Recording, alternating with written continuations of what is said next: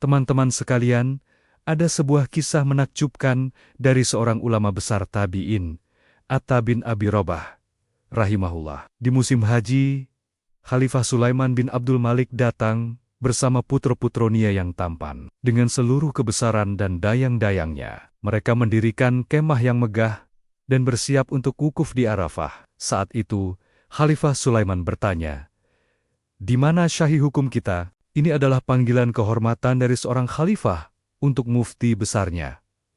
"Di mana Atta bin Abi Robah?" Orang-orang menjawab, "Beliau ada di kemahnya, sedang melayani orang-orang yang antre untuk bertanya." Khalifah berkata, "Aku punya hajat, aku ingin menemuinya." Singkat cerita, Sulaiman, seorang khalifah yang juga dikenal saleh, mendatangi langsung kemah sederhana Atta bin Abi Rabah. Begitu beliau masuk, Atta menyambutnya dengan hangat, memeluknya, dan mereka saling bertukar sapa dengan santun, sebagaimana adab sesama muslim. Setelah itu, Atta bin Abi Rabah bertanya dengan hormat, "Wahai Amirul Mukminin, ada gerangan apa Anda datang kemari?" Sang khalifah menjawab, "Aku punya hajat.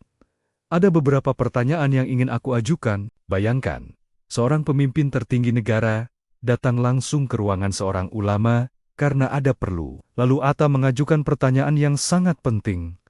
"Apakah hajat Anda ini bersifat pribadi atau menyangkut hajat umat Islam?" Amirul Mukminin menjawab, "Ini adalah hajat pribadiku." Mendengar itu, dengan penuh ketegasan, namun tetap santun, Atta bin Abi Rabah berkata, "Kalau begitu wahai Amirul Mukminin, mohon maaf, silakan Anda keluar dan ikut mengantre bersama kaum muslimin yang lain, karena sudah ada yang datang sebelum Anda dengan hajat pribadi mereka. Seandainya ini adalah urusan umat Islam, tentu akan aku dahulukan Anda." Para pengawal dan orang-orang di sekitar Khalifah Sulaiman seketika marah. Mana ada seorang raja atau presiden diperlakukan seperti ini. Mereka bisa saja bertindak. Tapi Sulaiman, sang khalifah, hanya diam. Inilah yang disebut muruah, sebuah kehormatan diri dan menjaga kesucian hubungan dengan Allah. Luar biasa. Beliau hanya berkata, "Baiklah," lalu keluar dan ikut mengantre bersama rakyat biasa. Para ajudannya sudah sangat geram. Dikatakan dalam riwayat, kalau bukan karena Khalifah Sulaiman yang tetap tenang dan diam, mungkin mereka sudah mengamuk. Subhanallah.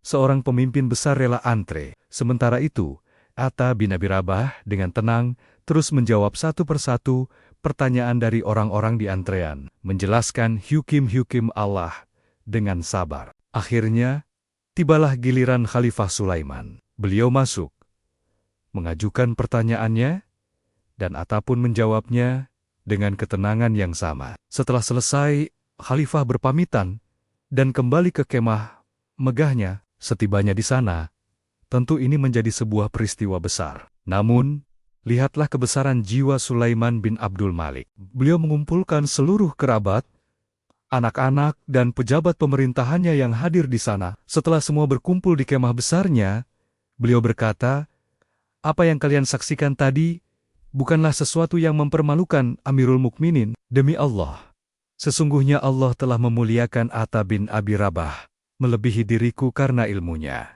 Beliau melanjutkan, "Di dalam Islam, kedudukan seorang alim memang berada di atas seorang amir pemimpin, dan hajatku tadi memang bersifat pribadi. Maka, jangan pernah ada seorang pun di antara kalian yang merasa marah atau menyimpan dendam kepada Atta bin Abi Rabah, karena aku sendiri tidak marah kepadanya." Kemudian, sambil menatap anak-anak dan para pejabatnya, beliau memberikan nasihat abadi, "Wahai anak-anakku dan para pembantuku, belajarlah ilmu agama, karena sesungguhnya ilmu agama akan mengalahkan singgasana para khalifah." Teman-teman, bagaimana bisa seorang khalifah bersikap begitu agung? Bagaimana bisa seorang ulama begitu tegas tanpa rasa takut? Dan bagaimana semua pihak bisa menerimanya dengan lapang dada? Jawabannya satu, karena mereka semua yakin ada raja di atas segala raja, yaitu Allah Azza wa Jalla. Semoga kisah ini menjadi inspirasi bagi kita semua untuk senantiasa memuliakan ilmu dan para ulama, serta menempatkan hukum Allah di atas segalanya. Terima kasih sudah menyimak. Jangan lupa untuk like, komen, dan subscribe agar kita bisa terus berbagi kisah-kisah penuh hikmah lainnya. Sampai jumpa di video berikutnya.